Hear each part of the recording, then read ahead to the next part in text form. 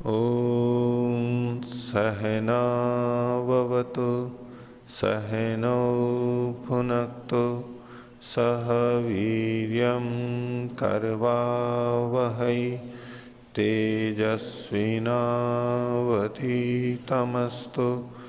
मा विद्विषावहै। ओ शांति शांति शांति। मीमांसा दर्शन की 19वीं कक्षा। मीमांसा दर्शन के प्रथम अध्याय के प्रथम पाद का 5वां सूत्र चल रहा है और इस पुस्तक में पृष्ठ संख्या 48।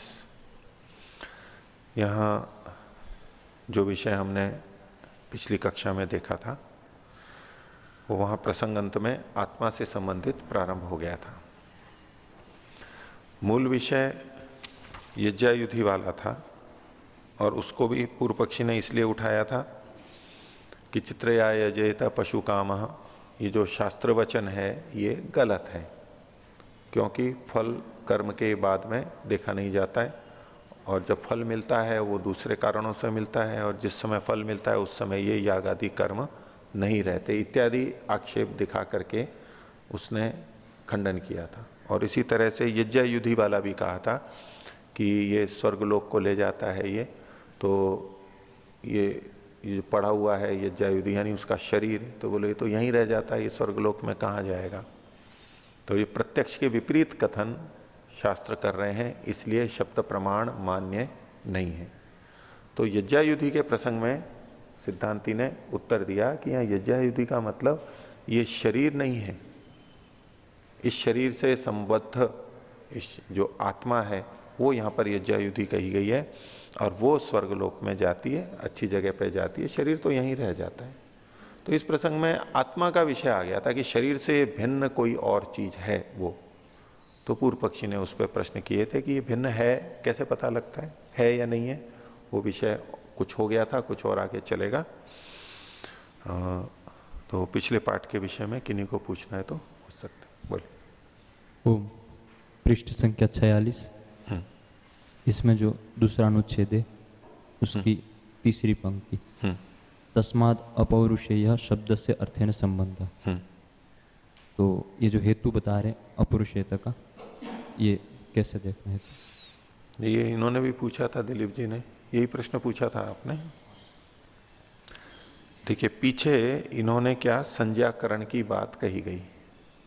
संज्ञाकरण का कहा, संज्ञाकरण का होता है जो चीज उपलब्ध होती है तभी संज्ञा कर पाते हैं, व्यवहार आदि तो प्रयोजन होता है।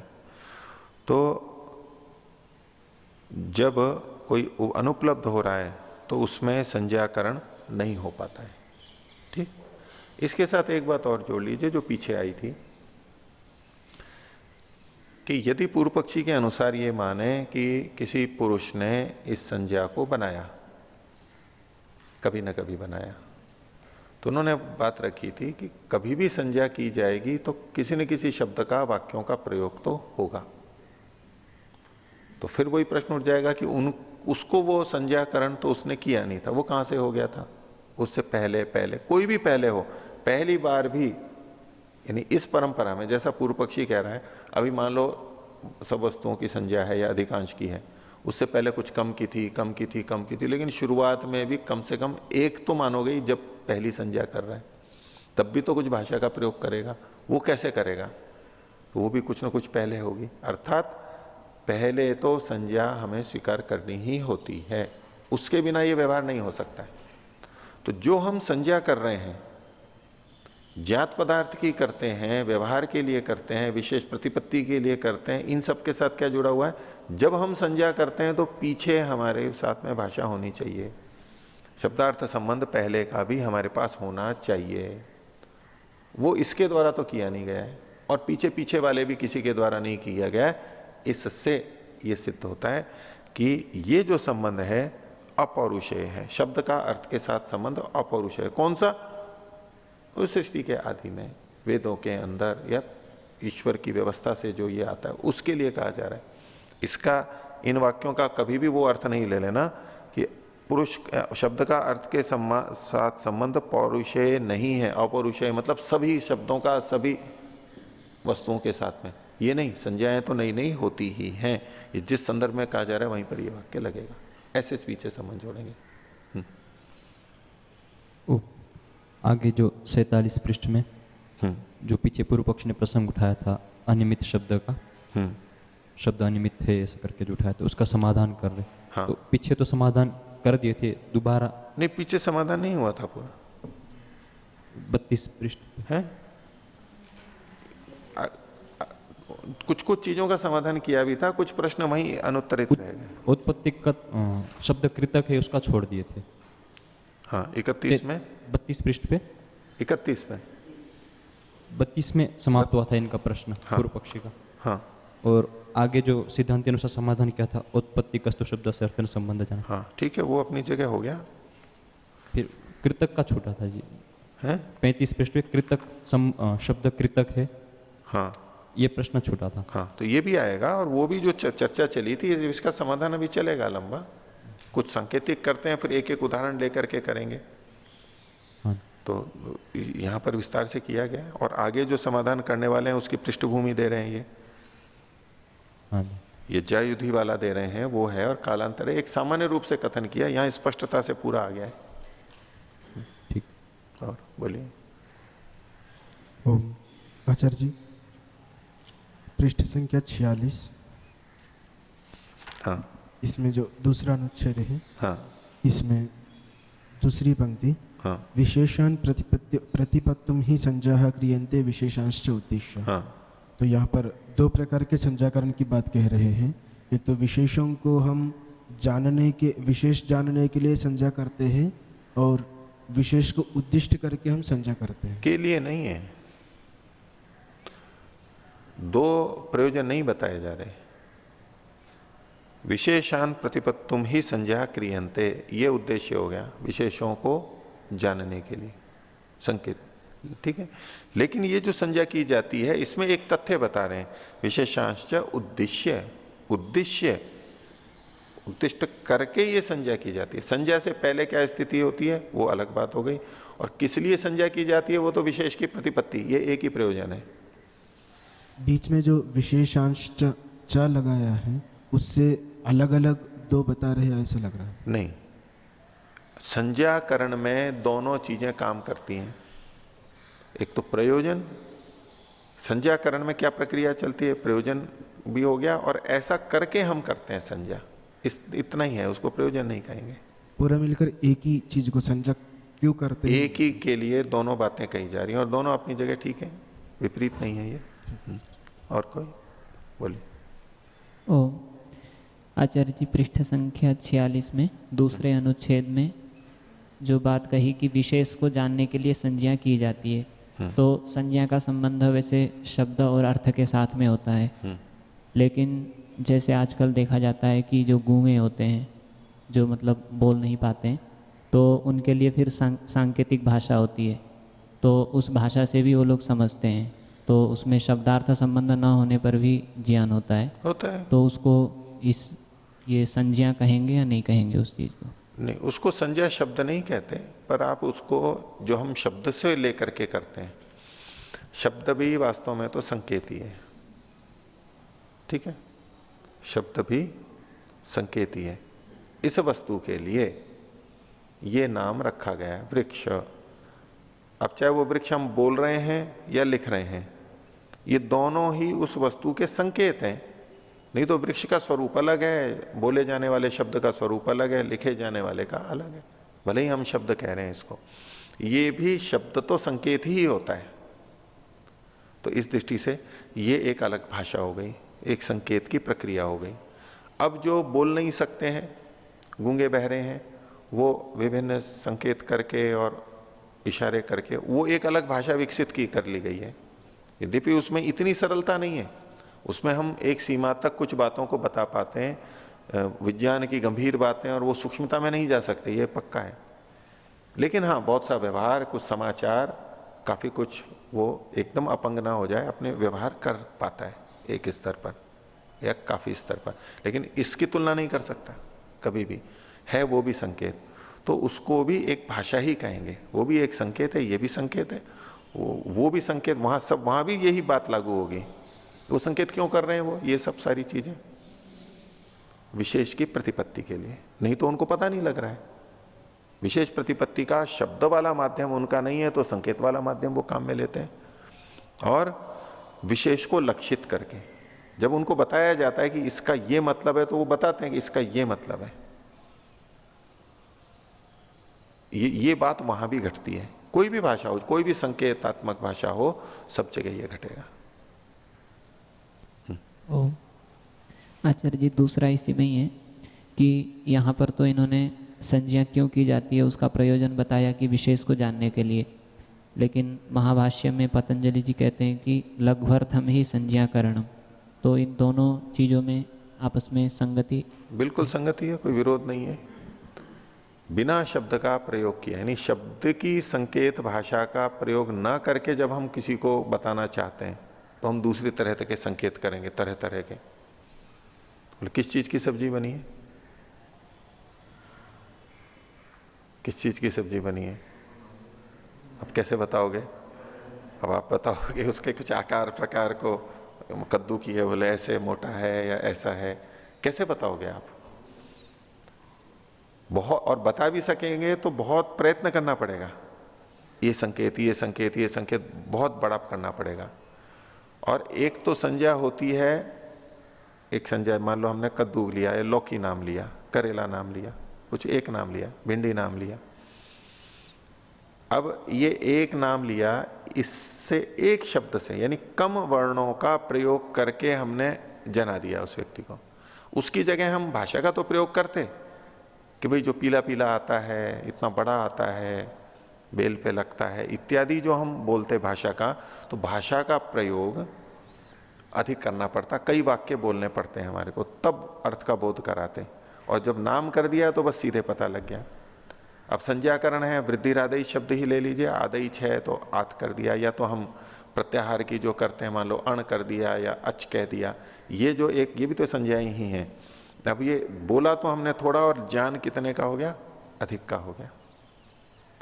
तो वहां उस संदर्भ में है वो बिल्कुल ठीक है, वहां भी विशेष की प्रतिपत्ति के लिए ही है, लेकिन अल्प प्रयास से। यहां भी अल्प प्रयास है, अल्प प्रयास से हम जान पाते हैं, ठीक तरह जान पाते हैं, विरोध तो नहीं है, उसको साथ में इससे सम्मिलित है, इसको वहां जोड़ सकते हैं, उसको यहां जोड़ सकते हैं। ये भी लघ्वर्थता है, इसमें लघ्वर्थता आती है, और वहां लघ्वर्थता में भी विशेष की प्रतिपत्ति है। वो भाषा का विशेष संकेत इसलिए कर रहे हैं संज्ञा का, कि विशेष अर्थ की प्रतिपत्ति तो, विशेष अर्थ की प्रतिपत्ति तो संज्ञा के बिना भी होती है।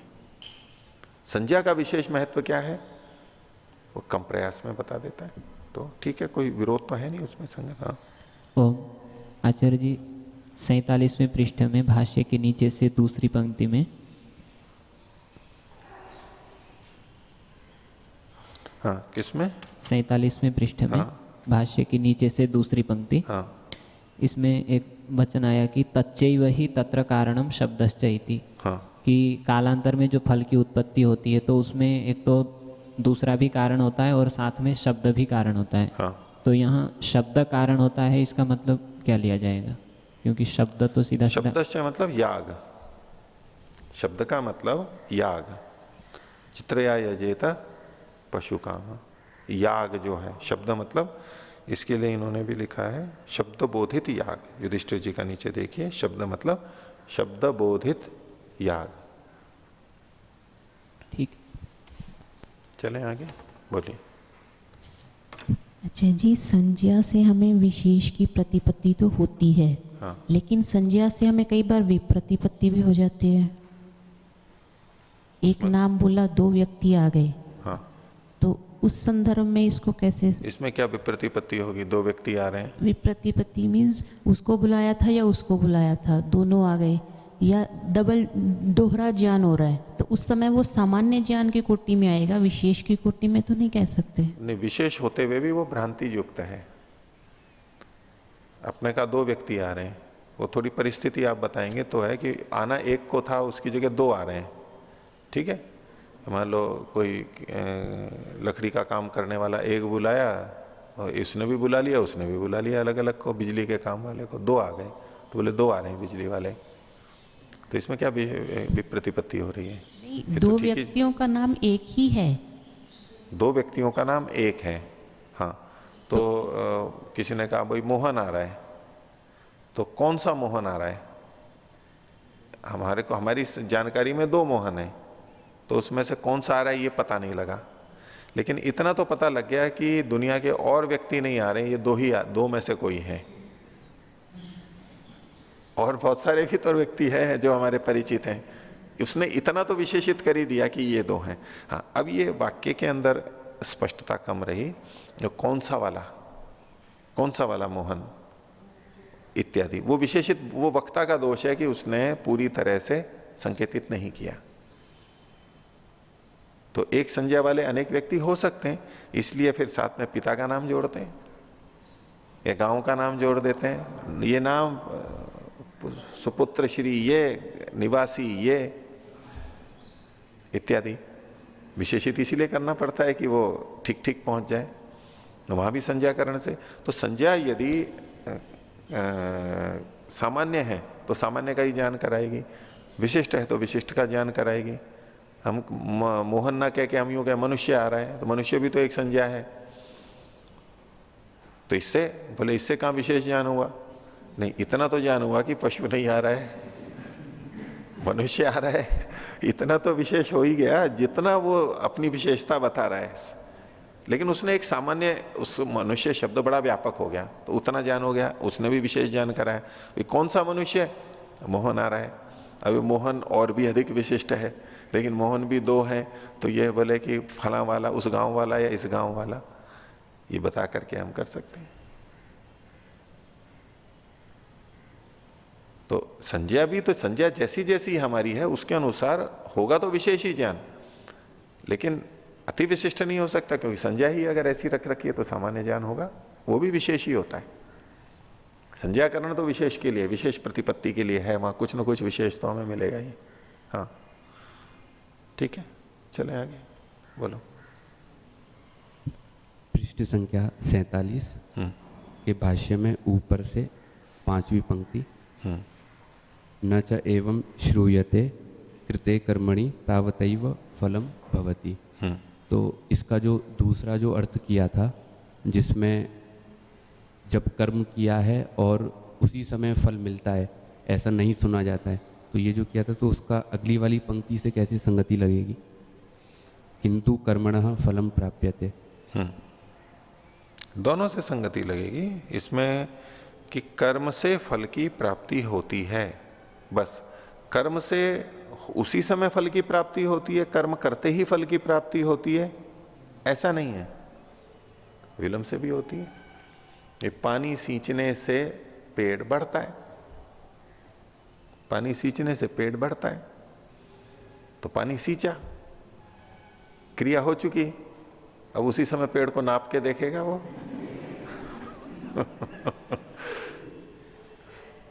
तो भाई पानी सींचने से पेड़ बढ़ता है, बस इससे ये ऐसा होता है इतना ही कहा जा रहा है, उसी समय होता है ये नहीं कहा जा रहा है। धीरे धीरे रे मना, धीरे सब कुछ होए, माली सींचे 100 गड़ा, ऋतु आए फल होए। और वो बंदर था ना, जिसको ये पता था कि इस गुठली से आम निकलते हैं, गुठली से आम बनते हैं, उसको आम बहुत प्रिय है, तो उसने बो दिया, और बो करके रोज खोद खोद करके देख रहा है कि आम लगे या नहीं लगे तो वो कभी से उसके लिए संभव ही नहीं होगा। लेकिन इससे ये तो गलत नहीं हो जाता कि भाई आम पाने के लिए बीज को, गुठली को, आम की गुठली को जमीन में बोया जाता है, ये वचन तो गलत नहीं हो जाता है। बस ये भाषा का है कि भाई किस संदर्भ में देखी जा रही है। आप भाषा का वाक्य पकड़ करके और ऐसा अर्थ देखने लगो जो कि संभव ही नहीं है, तो ये तो वक्ता का ना तो अभिप्राय था, और हम ऐसा गलत लेते हैं तो ये तो भाषा का प्रयोग ही नहीं होता। हम लोक में भी ऐसा नहीं करते, लोक में हम सब समझते हैं, और अगर कोई ऐसा करेगा तो मूर्ख कहलाएगा। वो बंदर को हम मूर्ख ही कहते हैं इस घटना सुनाते हुए, उसकी मूर्खता ही बता रहे होते हैं। लोक में हम खूब अच्छी तरह समझते हैं, हमारा व्यवहार का होता है, लेकिन जब हम शास्त्र में जाकर के बात करने लगते हैं, क्योंकि उस सब से हम परिचित नहीं होते उन परिस्थितियों से, तो हम फिर वही अर्थ लेने लगते हैं, वही मूर्खतापूर्ण बात, और ऐसे में फिर गलत अर्थ होने लग जाते हैं, कुछ का कुछ हो जाता है, वक्ता का अभिप्राय और परस्पर विरुद्ध बातें आने लगती हैं, हमें लगता है ये शास्त्र गलत कह रहा है। तो भाषा का, वाक्य का क्या कैसे अर्थ लिया जाना चाहिए, उसका ये एक और उदाहरण है। बार बार ये तो चीजें आती रहेंगी, यहां जो समाधान किए जाएंगे उसमें आपको पदे पदे वाक्यार्थ बोध की बात मिलेगी। नहीं, यहां ये नहीं कहा जा रहा है, ये कहा जा रहा है, जबकि सामान्यतः कोई लगा लेता है। तो हमें ये बोध होना चाहिए कि शब्द क्या कह रहा है और वाक्य क्या कह रहा है, उस परिस्थिति को जितनी बुद्धिमत्ता पूर्वक हम परिस्थिति आदि को ध्यान में रखते हुए लेंगे, हम वक्ता के अभिप्राय को एकदम ठीक पकड़ पाएंगे, या नहीं तो उलझन आएगी। तो इसमें कोई दिक्कत नहीं है। शास्त्रों में जितना भी कहा गया, सब जहां जहां जो फल कहा गया सब जगह ये बात लागू होगी, इससे ये होता है, इससे ये होता है, वहां बोले तो दिखता नहीं है, कोई भी मुंह उठा के बोल देता है यूं ही, वो ये कहा था, ये तो हुआ ही नहीं। चाहे वृष्टि ये जो हो, चाहे और कुछ हो, कितनी भी चीजें हो, होते रहते हैं कर्मकांड और ये सब, तो बोले ये तो हुआ नहीं यहां पर, ऐसा करके खंडन हो जाता है और हम भी सोच लेते हैं ये तो खंडित हो गया। जो वाक्य कह नहीं रहा है वो हम मान करके गलत ढंग से खंडन कर रहे हैं, तो उसके लिए इस पर तो कृते कर्मणि तावतई व फलम भवती, ये वहां कहा नहीं गया है, साक्षात श्रुति नहीं है, नहीं वह श्रूयते, ये श्रुति, श्रुति का मतलब वो ले लेना, श्रुतिलिंग वाक्य प्रकरण स्थान और समाख्या, श्रुति का मतलब साक्षात प्रत्यक्ष वहां पर वचन में कहा गया है। ये होता है कि जैसे ही आप यज्ञ करोगे वहां पर पशु मिलेगा, जैसे ही यज्ञ करोगे वहां पर समाप्ति पे आपको पशु मिलेंगे। ऐसा अगर स्पष्ट कहा गया होता, श्रुति होती, तो आप खंडन कर सकते थे कि ऐसा नहीं हो रहा है। तो वहां तो ये सुना ही नहीं जा रहा है कि कृते कर्मणि तावतैव फलम भवति इति नैव श्रूयते, और वाक्य में वहां नहीं दिखे, सुना ही नहीं दे रहा है, ये कहा नहीं जा रहा है वहां पर, वहां केवल इतना है किंतु कर्मणः फलम प्राप्नोति इति श्रूयते, बस इतना ही वहां से वाक्यार्थ बोध हो रहा है। तो आगे देखिए पृष्ठ संख्या 48, देह से अतिरिक्त आत्मा है, इस विषय में जो चर्चा चल रही थी, तो सिद्धांती ने उत्तर दिया था, क्योंकि शरीर में प्राण आदि हम क्रियाएं देखते हैं, प्राण, अपान, उच्छ्वास, निमेश, उन्मेष इत्यादि, इससे पता लगता है कि अन्य है। पूर्व पक्षी ने कहा कि ये तो शरीर में देखे जाते हैं, इससे आत्मा की सिद्धि कैसे होती, ये तो शरीर के हैं। तो इस पे पूर्व सिद्धांती ने कहा कि ये जो गुण हैं, ठीक है, जब व्यक्ति जीवित होता है तो उसमें निमेश, उन्मेष, श्वास प्रश्वास देखे जाते हैं, लेकिन ये फिर भी आत्मा के, फिर भी ये शरीर के धर्म नहीं है। क्यों नहीं है? क्योंकि ये यावत शरीर भावी नहीं है, अयावत शरीर भावी है। जब तक शरीर है तब तक ये नहीं रहते, अर्थात मरने के बाद में शरीर तो रहता है लेकिन ये चीजें नहीं दिखाई देती हैं। इसके पीछे सिद्धांत क्या काम कर रहा है कि किसी वस्तु के गुण यावत द्रव्य भावी होते हैं, वो वस्तु जब तक है तब तक उसमें वो गुण धर्म रहते हैं, ये उसके गुण माने जाते हैं। और ये है यावत द्रव्य भावी शब्द प्रचलित है वैशेषिक दर्शन के अंदर, वहां द्रव्य की जगह यहां पर शरीर शब्द लिख दिया है। यावत शरीर भावी, शरीर भी एक द्रव्य है, और अयावत शरीर भावी, अयावत शरीर भावित्वात्, ऐसा। यावत शरीरम मतलब इसमें यावत शब्द यावत अवधारणे, एक तरह से एक निश्चित है कि भाई यहां तक रहता है। दूसरा इसमें जो हम समास करेंगे, न यावत शरीरम भवितुम शीलम यस्य स अयावत शरीर भावी, और इसमें यावत शरीर भावित्वात्, इसमें जो अयावत शरीर भावित्वात् है, इसमें त्वात जो तो त्वल प्रत्यय है ये बाद में आता है, पहले नए समास करते हैं अयावत शरीर भावी, उसके बाद में त्वल आता है। इसके अंदर महाभाष्य के अंदर ये उल्लेख आता है 5.1 में कि पहले नकार आता है फिर त्वल प्रत्यय आता है, अयावत शरीर भावी। हम यूं कहें यावत शरीर भावित्वात्, इतना अगर शब्द बना के फिर कहें न यावत शरीर भावित्वात् अयावत शरीर भावित्वात्, ये नहीं है वहां प्रक्रिया। यावत शरीर भावी ये बना, फिर न यावत शरीर भावी, अयावत शरीर भावी, और फिर उसका भाव लेंगे तो अयावत शरीर भावित्वात्, ये इस तरह से बनेगा। तस्य भाव मतलब भावी न भाव, तस्य भाव यहां पर जो है ना ये अयावत शरीर भावी, भावी जो है भावी न भाव, होने वाले का भाव, अयावत शरीर भावित्वात्। तो सिद्धांती ने ये एक बात रखी, और इसकी पुष्टि के लिए अब आगे सिद्धांती अपनी बात को रख रहा है कि यावत शरीरम तावत अस्य गुणा रूपादय। अस्य गुणा मतलब इस शरीर के जो रूपादि गुण हैं ये कब तक रहते हैं? जब तक शरीर रहता है। हाँ, रूप बदल जाता है ये एक अलग बात है, वे मरने के बाद में सांवला पड़ जाता है, वो एक अलग बात है कि भाई अंदर रक्त था, वो जीवित था तो अलग रंग दिखाई दे रहा था, मरने के बाद में और खून काला हो जाता है, और भी प्रक्रिया होती हैं, लेकिन रूप तो रहेगा वहां पर। रूप बदलता रहता है लेकिन रूप तो रहेगा वहां पर। स्पर्श है तो स्पर्श रहेगा, शरीर का धर्म है, उसका अपना है। तो रूप आदि गुण जब तक शरीर है तब तक देखे जाते हैं।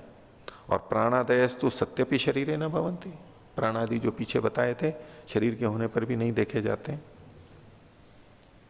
और एक बात कह रहे हैं, ये एक तरह से पूर्ति की इन्होंने, अब नया हेतु दे रहे हैं, शरीर से भिन्न आत्मा होता है, इसके लिए एक और बात कह रहे हैं। सुखादयश्च स्वयं उपलभ्यन्ते, सुख दुख आदि किसको पता लगते हैं? स्वयं उपलब्धते, हमें पता लगते हैं। इसका मतलब ये कह रहे हैं दूसरे को नहीं पता लगते। दूसरे को दूसरे का सुख दुख पता लगता है? पता लगता है तो कोई बोल रहे हैं। सुख दुख का बोध हमें होता है या हमारे सुख दुख का बोध दूसरे को भी होता है?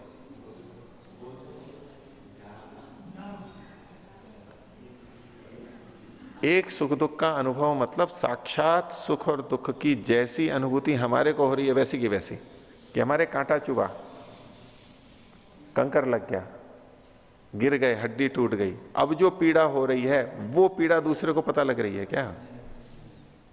हाँ, हमें ये पता लगता है कि ये दुखी है, इसको दर्द हो रहा है, इसको कम है, इसको अधिक है, उसके चेहरे को देख करके उसकी वो जो आहट है या तो करहा रहा है इत्यादि, तड़प रहा है, इसको देख के हमें पता लगेगा। ये तो पता लगेगा कि इसको ये दुखी है, ये दुखी है, ये जान अलग बात है, और दुख का वैसा अनुभव होना ये अलग बात है। ये कि ये बात सुख के लिए भी लागू होगी। तो इन्होंने कहा सुखादयश्च स्वयं उपलभ्यन्ते, स्वयं ही पता लगते हैं। न रूपादय इव शरीर गुणा परेणापीति, न रूपादय इव, रूप आदि के समान ये सुख आदि भी शरीर के गुण नहीं है जो कि दूसरों के द्वारा गृहीत हो जाते हैं। जैसे शरीर के जो गुण हैं रूप स्पर्श आदि, ये दूसरे भी ग्रहण कर लेते हैं ना। भाई हमें अपना रंग रूप पता लगता है, दूसरों को भी पता लग जाता है। तो जो शरीर के गुण धर्म हैं वो हमें भी पता लग जाते हैं, दूसरों को भी पता लग जाते हैं। लेकिन आत्मा के जो सुख दुख आदि गुण हैं, सुख दुख आदि गुण ऐसे नहीं है जैसे कि शरीर के अन्य रूप आदि गुण हैं जो कि दूसरों से पता लग जाते हैं, दूसरों को पता लग जाते हैं। तो इससे लगता है कि इन्होंने एक तरह से यह व्याप्ति दी है कि शरीर के जितने गुण आदि होते हैं वो दूसरों को भी पता लग जाते हैं, क्योंकि स्थूल होते हैं वो। लेकिन सुख आदि दूसरों को पता नहीं लगते। इसका मतलब है ये गुण शरीर के नहीं है, शरीर से भिन्न किसी के हैं।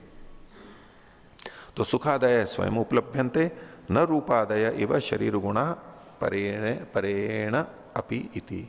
ये शरीर के गुण माने जाएं सुख आदि तो ये भी दूसरे को पता लगने चाहिए वैसे ही जैसे हमें अनुभव हो रहे हैं। तस्मात् शरीर गुण वैधर्म्यात् अन्य शरीरात यज्ञायुधि इति। इसलिए शरीर के गुणों से विधर्मता, वैधर्म्य होने से इन गुणों की, आत्मा के गुणों की, इसलिए ये शरीर से भिन्न है। कौन? यज्ञायुधि। प्रसंग यज्ञायुधि का ही था, वैसे आत्मा विषय जुड़ गया है, वो यज्ञायुधि शब्द का अर्थ आत्मा यहां गृहीत किया जाएगा। अब इसी पे पूर्व पक्षी आगे पूछ रहा है। आह, यानी पूर्व पक्षी बोलता है, कुत एतः संप्रत्यय सुखादिभ्यो अन्यत तद्वान अस्ति थी। कुत एषः संप्रत्यय सुखादिभ्यो अन्य तद्वान अस्ति थी। बोले ये आपको कैसे पता लगा कि सुख आदि से भिन्न सुख वाला, सुख को जो अनुभव करने वाला है वो है। सिद्धांती ने सुख दुख आदि को शरीर से भिन्न के गुण बताया। शरीर के गुणों से इन गुणों की विधर्मता है, भिन्न तरह के गुण है, विशेषता है कुछ। यहां तक तो ठीक बात हो गई। लेकिन इसके साथ साथ सिद्धांती ने क्या कह दिया था कि भाई सुख आदि को अनुभव करने वाला यानी सुख वाला कोई है एक। आत्मा जो कहा वो कौन हो गया? सुख वाला, दुख वाला। तो पूर्व पक्षी पूछ रहा है ये आपको कैसे बोध हुआ, संप्रत्यय हुआ कि सुख दुख आदि से भिन्न कोई तद्वान है यानी आत्मा है? तो कुतः ऐसा संप्रत्यय, ये जान कैसे हुआ कि सुखादि भी से अन्य तद्वान यानी सुखादिमान कौन है? क्योंकि वो कह रहा है, अपना पक्ष रख रहा है। पहले तो प्रश्न कर दिया, अब कह रहा है क्योंकि क्यों नहीं पता लग रहा है? उसके हिसाब से पता ही नहीं लग रहा है। क्यों नहीं पता लग रहा है? न ही सुखादि प्रत्याख्याने न तस्य स्वरूपम उपलभामहे। भले ये जो सुखादि धर्म आपने बताए हैं इनका प्रत्याख्यान यदि हम कर दें, यानी कि सुख दुख आदि को एक बार हटा दें, तो इससे भिन्न कोई वस्तु हमें उपलब्ध नहीं हो रही है। सुख दुख आदि का प्रत्याख्यान यानी निषेध करने पर उसका अलग से कोई स्वरूप हमें मिल नहीं रहा है। अगर सुख दुख आदि से भिन्न कोई वस्तु होती तद्वान, तो सुख दुख से भिन्न भी उसका अस्तित्व पता लगना चाहिए। जैसे कि गन्ना रस वाला है, रस वाला है गन्ना, तो रस से गन्ने का पता लग रहा है, तो रस से भिन्न कोई वस्तु गन्ना हमें दिखाई दे रहा है ना, रस वाला। तो ऐसे यदि सुख दुख आदि को आप हटा दो तो उससे भिन्न वो उसका कोई स्वरूप तो हमें पता लग ही नहीं रहा है। भाई जो है वो सुख दुख ही है, बस सुख दुख से भिन्न तद्वान जो आप कह रहे हो, आत्मा की सिद्धि कर रहे हो, वो तो कुछ है ही नहीं वहां पर। इन गुणों से अतिरिक्त क्या है वो तो उपलब्ध हो नहीं रहा है हमारे को। इसलिए तद्वान नहीं है, सुख दुख आदिमान आत्मा नहीं है। न ही सुखादि प्रत्याख्याने न तस्य स्वरूपम उपलभाम है। तस्य मतलब आत्मा न, आत्मा का कोई और कोई स्वरूप हमें मिल नहीं रहा है सुखादि को छोड़ करके, जबकि मिलना चाहिए। इसका अभिप्राय है इनको हटा करके भी मिलना चाहिए वहां पर कुछ ना कुछ। तस्मात् शश विषाणवत असौ नास्ति, इसलिए असौ ये आत्मा नहीं है। कैसे? जैसे खरगोश के सींग नहीं होते हैं ऐसे आत्मा भी नहीं है, काल्पनिक है, बस आपने मान लिया है।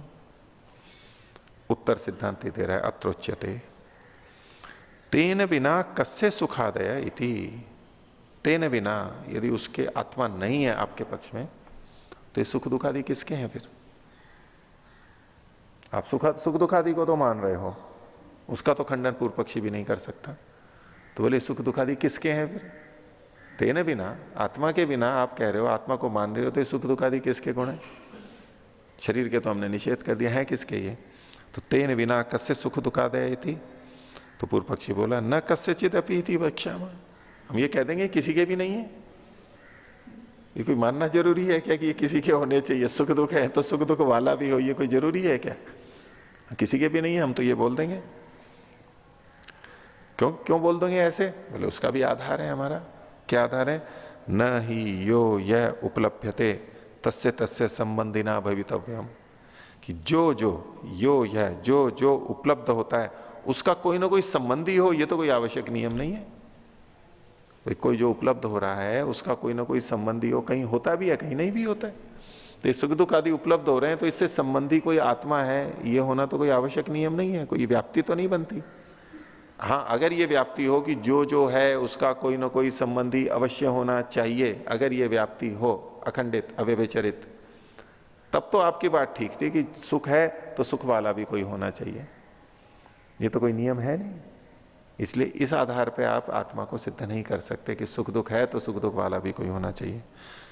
तो न ही यो यह उपलभ्यते तस्य तस्य संबंधिना भवितव्यम। आगे यस्य संबंधो भी उपलभ्यते संबंधी च तस्यायम संबंधी इति गम्यते, जिसका यस्य संबंधो अपनी उपलब्धते, और संबंधी, एक संबंध और संबंधी अगर उपलब्ध हो रहे हैं तब तो कह देते हैं कि ये इसका संबंधी है, जब उपलब्ध नहीं हो रहे हैं तब तो हम कहते नहीं है। यस्य संबंध अपनी उपलब्धते, जिसका संबंध भी पता लगता है और संबंधी भी पता लगता है, उसके लिए अयम संबंधी, ये इसका संबंधी है, इति गम्यते, ये हमें ज्ञान होता है। संबंध भी मिलना चाहिए, संबंधी भी मिलना चाहिए। न ही, अब ये उदाहरण दे रहा है कि देखो ये बिना संबंध के भी ये देखे जाते हैं। कौन से? तो न ही चंद्रमसम आदित्यम व उपलभ्य संबंधान्वेषणा भवती कस्यायम इति। बोले चंद्रमा और सूर्य को देख करके, जान करके, वहां पर संबंध की अन्वेषणा नहीं होती कि ये किसका है, ये चंद्रमा किसका है, ये सूर्य किसका है। हम मकान के लिए कह सकते हैं कि ये किसका है, चंद्रमा के लिए कोई को खोजता है क्या ये चंद्रमा किसका है, ये सूर्य किसका है। यद्यपि आजकल देशों ने भी वहां पर अधिकार की दृष्टि से उसकी जमीन का, नहीं यूं नहीं कह सकते चंद्रमा किसका है, वो तो आपस में हमने बांट लिया। जैसे कि ध्रुव प्रदेशों के ऊपर वो जमीन किसी देश विशेष की तो होती नहीं है, तो अलग अलग देशों के हैं कि भी ये इसका, ये इसका। ऐसे ही समुद्र के बारे में है कि समुद्र का क्षेत्र है, ये इस देश से संबंधित है, ये सभी का है, ऐसा। तो चंद्रमा भी उन्होंने बांटना तो शुरू कर दिया है, जो पहले पहुंचेगा वो उसने बना लिया। पुराने जमाने में जब जमीन को लिया करते थे, जमीन के कोई मालिक ने, आजकल तो सारी लिखा पढ़ी होती है, तो ऐसे जमीन कैसे ले लेते थे? तो कहते हैं कि नारियल लेकर के फेंकते थे, जिसने जितनी दूर नारियल फेंका वो उसकी जमीन। अब जैसे हम कभी यूं ही जंगल में जाएं और एक रात हमें सोना हो, वहां पर रुकना हो, बैठना हो, वो जो चला गया, जो वहां बैठ गया तो वो वहां बैठ गया, ये यहां बैठ गया, तो यहां कौन सी लिखा पढ़ी करनी है, किसका कौन सा है, ऐसे ही हो गया। जैसे सत्संग में जाते हैं तो कहीं बैठना है तो भाई कोई कहीं भी बैठ गया, उसमें कोई लिखा पढ़ी करनी होती है कि ये मेरा स्थान है या वो उसका है। गए जहां बैठ गए, जो जितना ने घेर लिया, दूसरा दूसरी जगह बैठ जाता है। तो ऐसे वहां चंद्रमा पे जाके जिसने जितना घेर लिया हो गया, दूसरा जाएगा वो कहेगा मेरे को भी दो, मेरा भी होना चाहिए, उसने उतना घेर लिया, ठीक है, किसका है। समुद्र के किनारे गए हम, समुद्र में पानी लिया, तो वहां कोई बंटवारा रहता है कि ये पानी इसका और ये पानी इसका। कोई भी गया, जिसको जितना लेना है ले लिया, तालाब में गया ले लिया, नदी में से गंगा में से ले लिया, उसमें कोई ऐसा निर्धारण थोड़ा ना होता है। पर सामान्य रूप से ये कह रहे हैं चंद्रमा और सूर्य के लिए हैं वो, लेकिन उसका संबंधी हो ये तो कोई आवश्यक नहीं है, वे विचार दिखा दिया। नहीं चंद्रमसम आदित्यम व उपलभ्य संबंधान्वेषणा भवती कस्यायमिति, और न कस्यचित अपि इति अवधार्यते, वहां ये निश्चय होता है कि किसी का नहीं है। कभी लोग बोलते भी हैं ना, ये जो हमने सीमाएं बांध रखी हैं उस पर बहुत कटाक्ष करते हैं कभी लोग, दीवारें बांध रखी हैं, देश की सीमाएं, ये सीमाएं। यद्यपि वो भी अपने घर की सीमा के बिना नहीं रहते, उसकी सीमा का अतिक्रमण हो, लेकिन देश के लिए तो वो जरूर कहते हैं। वो गाने भी बन जाते हैं, वायु को कौन बांध सकता है, पंछी को कौन बांध सकता है, नदियों को फिर भी रोक लेते हैं, लेकिन हवा को कौन रोक सकता है, सीमा बांध सकता है कि ये उसकी है। सूर्य की सीमा बांध सकता है? आध्यात्मिक लोग भी बोलते हैं नहीं, सब परमात्मा के दिए हुए हैं, जैसे हवा, प्रकाश, सूर्य सबके लिए हैं, सबको कोई बांध के आप तेरा मेरा कैसे कर। तो क्यों इस जमीन के झगड़े में और धन के झगड़े में मैं तेरा मेरा करते हैं? परमात्मा का दिया हुआ है, लेकिन ये व्यवहार नहीं चलता है। परमात्मा की दृष्टि से तो तेरे मेरे का व्यवहार हमारे को दिया गया है। वायु और इसमें तो हम कर नहीं सकते, इसलिए हमारा का कोई वश नहीं चलता है। जितना कर नहीं सकते, जहां तक कर सकते हैं वहां पर करते हैं, वो उचित न्यायपूर्वक होता है तो कोई आपत्ति नहीं है। तेरे मेरे का व्यवहार तो वेद सम्मत है, ईश्वर सम्मत है। देही में ददामीते, निमे देही निते ददे, मेरे को दो मैं तुम्हारे को दूंगा। भारतीय संस्कृति, ये तो पाश्चात्य संस्कृति है। Give and take, give and take. अब इस वाक्य को किसकी तरफ से बुलवाएंगे पाश्चात्य संस्कृति में? Give and take. और भारतीय दृष्टि से भारतीय कहते हैं देव और लेव। भारत में क्या होते हैं? देव और लेव, लेव और देव। तो इसमें तो अंतर हो गया ना बहुत। ठीक है, लेना देना दोनों चलेगा, लेकिन एक कह रहा है कि देओ और फिर कह ल्यो, और एक कह रहा है कि ल्यो और फिर देओ, दोनों में अंतर हो जाता है। तो give and take, take and give. चलो गिव एंड टेक को ही लेते हैं। वाक्यार्थ बोध की दृष्टि से मैं आपको कह रहा हूं, गिव एंड टेक उचित है अनुचित है? गिव एंड टेक, कौन किसके लिए गिव, मतलब कौन है ये गिव, कौन बोल रहा है? गिव एंड टेक कौन बोल रहा है?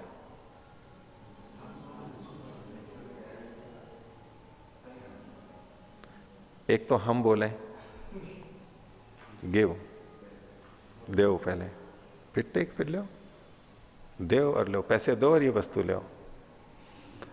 ग्राहक कहे नहीं पहले वस्तु दो फिर पैसा लो, गिव एंड टेक वो भी तो बोल सकता है। तो अलग अलग वक्ता की दृष्टि से इसका अलग अलग अर्थ आएगा। तो पहले दो यानी पहले मेरे को देना है, मैं ही बोलूं, दो तरह से होगा, गिव, यू गिव, फिर यू टेक, क्या I give, I will give, मैं दूंगा आपको और फिर मैं लूंगा। मैं गिव अपने लिए कह रहा है, पहले दो और फिर ले। तो एक ही गिव एंड टेक को दो दृष्टि से देखेंगे बिल्कुल भाव बदल जाएगा। एक में पहले लेना है फिर देना है, एक में पहले देना है लेना है, इसी एक ही शब्द को गिव एंड टेक। ये तो छोटा सा वाक्य, इसमें पूरी बात थोड़ा ना कही गई है। इसको कहां हम लगाएंगे, वक्ता कौन है, किस दृष्टि से बोल रहा है, तो इसी वाक्य के दो अलग अलग अर्थ हो जाएंगे। तो तेरे और मेरे का तो बोध है ही, इसमें होना ही चाहिए, कोई बात नहीं है। चलो, पर ये कह रहा है चंद्रमा और आदित्य किसके हैं, कोई संबंध जोड़ो, आवश्यक नहीं है कि सुख और दुख है तो कोई ना कोई सुख दुख वाला संबंधी भी होना चाहिए, तो कोई नियम नहीं है, व्याप्ति नहीं बन रही है। तो तात्पर्य क्या था, न कस्यचित अपि इति अवधार्यते, किसी के नहीं है ये जाना जाता है। तस्मात् न सुखादिभ्यो अन्यत तद्वान अस्ति, इसलिए सुखादि से भिन्न सुख दुख वाला है कोई आत्मा, ये कोई सिद्ध नहीं होता है आपके तर्कों से, इसलिए आत्मा नहीं है, तद्वान नहीं है। इसलिए अब उसको वापस पीछे से जोड़ दीजिए, ये जो यज्ञायुधि वाला है, आप उसको अपनी वाक्य शास्त्र के वाक्य को सिद्ध करने के लिए आत्मा को ला रहे थे। यज्ञायुधि तो ये शरीर ही है और ये यहां नष्ट हो जाता है और स्वर्ग की प्राप्ति तो होती नहीं है, प्रत्यक्ष शब्द प्रमाण गलत है। एक बात कही, अब दूसरे ढंग से कह रहा है पूर्व पक्षी कि चलो मान भी लें आपकी बात, मान भी लें कि सुख दुख वाला होना चाहिए, कोई वस्तु है तो उसका कोई ना कोई संबंधी भी होना चाहिए, ये अगर मान भी लिया जाए तो भी दोष है। तो अथ उपलब्धस्य अवश्यम कल्पयितव्य संबंधी भवति, जो उपलब्धव्य है उसका कोई ना कोई संबंधी हमें अवश्य कल्पित करना पड़ता है, मानना पड़ता है। ऐसा अगर माने तो कहते हैं तथा आत्मानम अनेन प्रकारेण उपलब्धस्य कस्यायम इति, इसको ठीक कर लीजिए, कस्यायाम लिखा है, कस्यायम पहले वाला या दूसरे वाला य, कस्यायम इति संबंध्यंतरम अन्विष्येम। तो बोले ठीक है, आप कोई चीज है उपलब्ध हो रही है तो उसका कोई संबंधी होना चाहिए, तो सुख है सुख दुख है तो उसका संबंधी आत्मा होना चाहिए, तो आत्मा भी तो है, उपलब्ध हो रहा है तो उसका भी संबंधी जोड़ो। वो किसका है, सुख दुख तो तद्वान सुख दुखवान, आत्मा तो तद्वान आत्मा वाला, वो कौन है, वो भी कोई होना चाहिए। और फिर वो कोई आया, वो उसका भी अस्तित्व है, वो भी उपलब्ध हो रहा है आपके अनुसार, तो उसका भी, वो किस वाला है, उसका भी तद्वान कोई होना चाहिए, संबंधी होना चाहिए। अनवस्था दोष दिखा रहा है। तो तथा आत्मानम अपि अनेन प्रकारेण उपलभ्य कस्यायम इति, वहां भी प्रश्न होना चाहिए किसका है, कस्यायम इति संबंध्यंतरम अन्विष्येम, हम वहां वो भी खोजेंगे आपकी शैली से जाएंगे तो। और तमपि कल्पयित्वा, उसको उस संबंधी को आत्मा से, आत्मा का जो संबंधी है उसको भी करके, अन्यम अपि कल्पयित्वा, फिर उसके बाद में और किसी को भी कल्पना करके, अन्यम इति अव्यवस्था, अन्यम इति अव्यवस्था एवं स्यात्, ये अव्यवस्था हो जाएगी, यानी अनवस्था दोष आ जाएगा, आप संबंध समाप्त ही नहीं होंगे। आपको कहीं ना कहीं तो संबंध समाप्त करने पड़ेंगे। वस्तु उपलब्ध हो रही है और कहेंगे ये किसका है, तो कुछ नहीं कहने गया। आत्मा किसका है? क्या उत्तर देंगे? अब ज्यादा से ज्यादा परमात्मा का बोल देंगे और किसका बोलेंगे? वो परमात्मा किसका है उस पर प्रश्न उठा देगा। वो परमात्मा किसका है? वो क्या हमारा है? तो वो तो फिर परस्पर दोष आ जाएगा। वो राम का घर श्याम के सामने, श्याम का घर राम के सामने, दोनों का घर कहां? आमने सामने। ये तो अलग दोष होगा। ये आत्मा किसका है? वो कह दो जी शरीर का है। ऐसा संबंध कोई जोड़े, बोले शरीर किसका है? बोले आत्मा का है। फिर वो एक दूसरे का हो गया। ये तो घूम गया। ऐसे थोड़ा ना संबंध बनता है। तो आत्मा का आपको कहीं ना कहीं तो रुकना पड़ेगा। आगे, अथ कथनचित कल्पयित्वा न संबंधंतरम अपि कल्पयिष्यसि, और किसी तरह से कल्पना करके आत्मा की, सुख दुख से संबंधित आत्मा की एक कल्पना आपने कर भी ली, लेकिन उसके संबंधांतर की कल्पना नहीं की। न संबंधांतरम अपि कल्पयिष्यसि तावती एव विरंस्यति, यदि उतने तक ही आप रुक जाते हो आत्मा तक, तो तावता च परितोष्यसि, और वहीं पर ही संतुष्ट हो जाते हो कि हमने जान लिया। तो बोले ततो विज्ञाने एव परितुष्य तावती एव विरंतुम अर्हसि, तो फिर सुख दुख, ये जो विज्ञान मतलब संवेदना, सुख दुख जो संवेदना विज्ञान है, आप वहीं पर ही रुक जाते हैं ना। उसका एक संबंधी आत्मा क्यों? आत्मा को संबंधी को मान करके फिर एक आप आगे मान नहीं रहे हो, वहीं रुक रहे हो, तो वहीं रुक जाओ ना। पहले रुकना तो पड़ेगा आपको, तो विज्ञान पे ही रुक जाओ ना। ठीक है। इसलिए सुख दुख से तद्मान यानी आत्मा सिद्ध नहीं होता। ये पूर्व पक्षी की बात है। ठीक है। उत्तर दे रहा है सिद्धांति, अत्रोच्यते। आप लोग वैशेषिक के अनुसार उत्तर देंगे इसका? क्या दे सकते हैं? हाँ, ये जो पूर्व पक्षी ने जिस ढंग से बात को रखा, एक वस्तु का दूसरी वस्तु से संबंध हो यह आवश्यक नहीं होता है। वहां तो होता भी है संबंध, नहीं भी होता है, जैसे चंद्रमा और सूर्य का। लेकिन सुख दुख तो गुण है, वो द्रव्य थोड़ ना थे। बात तो गुण की थी, और गुण के संदर्भ में तो ये ठीक है कि गुण है तो गुणवान होना चाहिए, गुणी होना चाहिए, इसका कोई अपवाद नहीं बता सकता है पूर्व पक्षी। गुण है तो गुणवान होगा, इसका कोई अपवाद नहीं बता सकता है पूर्व पक्षी। लेकिन इसने किया क्या? सिद्धांति ने तो गुण और गुणी का कहा था, इसने गुण की जगह पे द्रव्य का उदाहरण ले लिया, और द्रव्य का उदाहरण लेके वहां तो व्यभिचार मिलना ही था। अगर हमें समझ है कि इसने देखो गुण की जगह पे द्रव्य को उठा लिया है, और मैं तो वहां अलग नियम काम करता है गुण और गुणी में, यानी गुण और द्रव्य में, और द्रव्य में अलग नियम काम करता है, तो इसका उत्तर एकदम कह देंगे ये गलत किस रास्ते पे ले गया खंडित करने के लिए। उस वहीं रोक देंगे, भाई मेरा मतलब गुण और गुणी का था, उसमें कह रहा हूं, उसमें व्यभिचार दिखाओ आप, तो निरुत्तर हो जाएगा। लेकिन अगर हमें नहीं पता हो तो हाँ ये तो बात हो गई, इसने व्यभिचार बता दिया, अब कैसे उत्तर दे इसका? मेरी बात खंडित हो गई। अगर कोई खंडित कर रहा है सिद्धांत की बात को, तो कुछ ना कुछ गलत करके ही वो खंडित कर सकता है, नहीं तो खंडित होगा ही नहीं। सही बात जो है, शास्त्र की बात है, वेद की बात है, सर्वज्ञ परमात्मा की बात है, ऋषियों की बात है, वो खंडित हो ही नहीं सकती। हम इतने विश्वास से चल सकते हैं। अगर खंडित हो रही है, हमें लग रहा है कि दूसरे, तो हमें ये देखना चाहिए इसने कुछ ना कुछ गड़बड़ की है, उल्टा सीधा करके हमारे को घुमा दिया है, हमें लग रहा है कि खंडित हो रहा है, उसी में दोष पकड़ सकते हैं हम।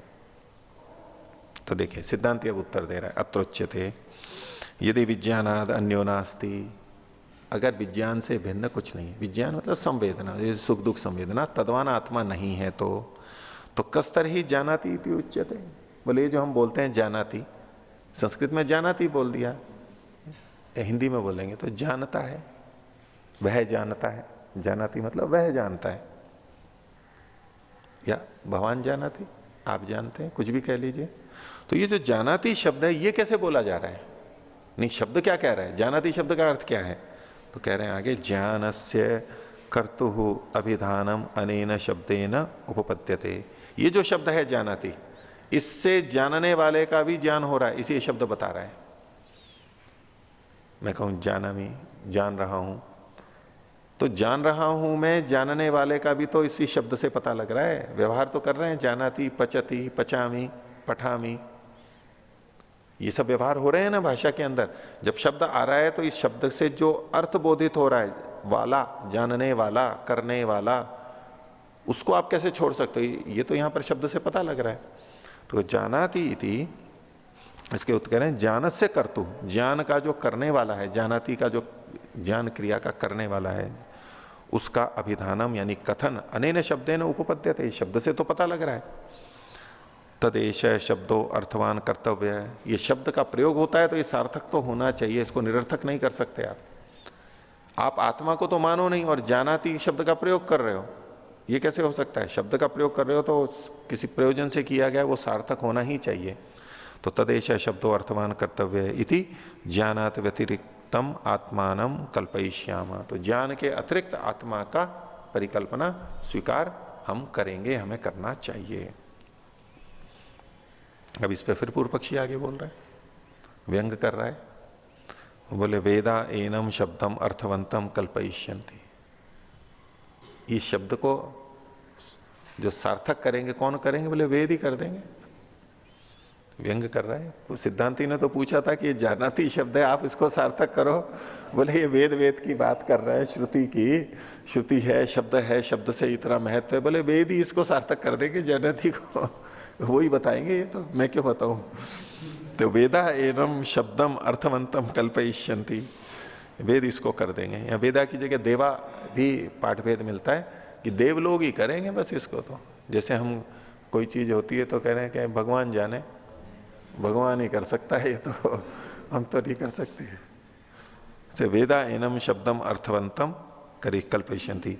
आगे यदि कल्पयितव्यम प्रमंस्यते भव खलु यह जना अस्ति आत्मा इति आत्मसत्तावादिना एव शब्दस्य प्रत्यक्ष वक्तारो भवन्ति। पहले इतना भाग देखिए, यदि कल्पयितव्यम प्रमंस्यते, अगर आप इसको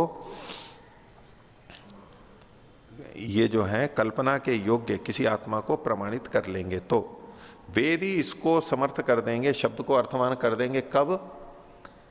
यदि कल्पयितव्यम प्रमंस्यते, यदि ये जो कल्पित किया जा रहा है आत्मा, इसको आप पहले प्रमाणित कर देंगे। अर्थात जब तक आप आत्मा को प्रमाणित नहीं करते हो तो वेद भी इसके अर्थ को सार्थक नहीं कर सकेंगे। आप क्या वो वेद इसको सार्थक कर देंगे, शास्त्र सार्थक कर देंगे? शास्त्र सार्थक तब कर पाएंगे जब पहले आप आत्मा को तो सिद्ध करो। और यूं शब्द ही सबको करने लगेगा अगर सार्थक, तो उसके लिए एक लौकिक उदाहरण दे रहे हैं कि लोक में बहुत सारे मनुष्य देखे जाते हैं, क्या ये बोलते हुए अस्ति आत्मा, अस्ति आत्मा, आत्मा है, ये बोलने वाले बहुत देखे जाते हैं, शब्द का प्रयोग करने वाले देखे जाते हैं।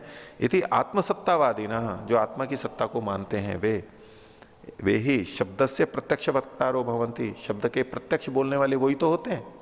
आत्मा है, ये जो बोल रहा है वो शब्द को प्रत्यक्ष बोलने वाले कौन है? यही तो आत्मा को मानने वाले हैं। तथापि न आत्मसत्ताम सत्ताम कल्पयितुम घटन्ते, लेकिन आत्मा की सत्ता की कल्पना वो भी नहीं कर पाते, आत्मा के बारे में वो भी नहीं जानते, बोल नहीं सकते, उसकी सिद्धि नहीं कर सकते। बोल तो रहे हैं आत्मा है, लेकिन आत्मा की सिद्धि वो भी नहीं कर सकते। तो ये कोई जानाती बोल दिया किसी ने या वेद ने, शास्त्रों में या लोक में भी, उससे ये नहीं हो जाता कि उसने बोल दिया है तो वास्तव में वैसा है ही या होना ही चाहिए। आगे तो ये जो बोलते हैं वो भी कल्पित नहीं कर सकते। किमंग पुनः जानाती थी परोक्ष शब्द दर्शनात्, तो किमंग पुनः का मतलब है ये फिर तो, यानी ये तो हो ही नहीं सकता, तो इसकी तो बात ही क्या है। किमुता किमंग पुनः जानाती थी परोक्ष शब्द दर्शनात्, जानाती जो है ये परोक्ष शब्द है, किसके लिए? आत्मा को बताने के लिए।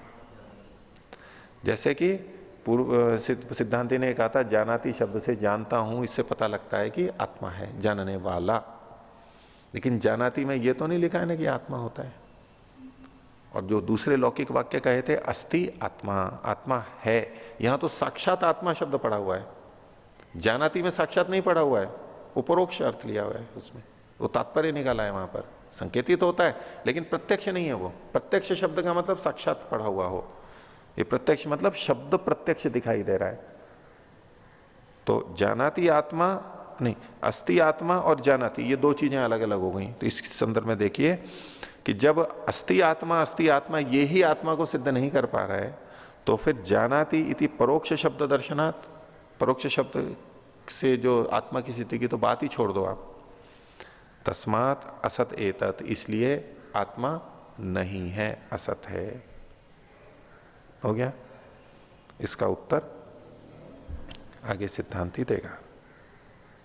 इसमें नीचे इन्होंने एक बात लिखी है युधिष्ठिर जी ने पहली टिप्पणी में, तो इसमें वेदा पाठ में इन्होंने कहा अघटित घटना कुशला वेदा एव जानाति पदम अर्थवंतम कल्पयिष्यन्ति इति आक्षेप कर्तुर्भाव। अघटित घटना कुशला वेदा, वेद कैसे हैं? अघटित घटना कुशला वेदा। अघटित घटना मतलब जो बात नहीं हुई है उसको भी कहने में कुशल है वेद। आक्षेप है वेद के ऊपर ही। मनगढ़ंत बात जो बोल देते हैं, अघटित घटना कुशला, एक शब्द संस्कृत का मुहावरा कह लीजिए कि बिना बात का बतंगड़ खड़ा कर देते हैं, बिना बात बोलते हैं, जो चीज नहीं है उसको बोलते हैं, यानी असत्य बोलते हैं, झूठ बोलते हैं, अतथ्य बोलते हैं, विपर्य बोलते हैं इत्यादि। इसमें अघटित घटना कुशला वेदा, अघटित घटना की कल्पना में, अघटित घटना कुशला, अघटित घटना की कल्पना में, कल्पना शब्द इसमें साथ में इन्होंने नीचे हिंदी वाले में लिखा है ना, वो भी इसमें जुड़ा हुआ है, उसमें ये वेद कुशल होते हैं। तो इसका उत्तर आगे सिद्धांति देंगे, वो हम आगे पढ़ेंगे। तब तक आप भी विचारिए इसके इन प्रश्नों का उत्तर कैसे दे सकते हैं। आक्षेप तो जितने लग सकते हैं पूरे पूरे लगाने का प्रयास किया और उसको फिर वो सिद्ध करने का प्रयास करेंगे। प्रणव ध्वनि।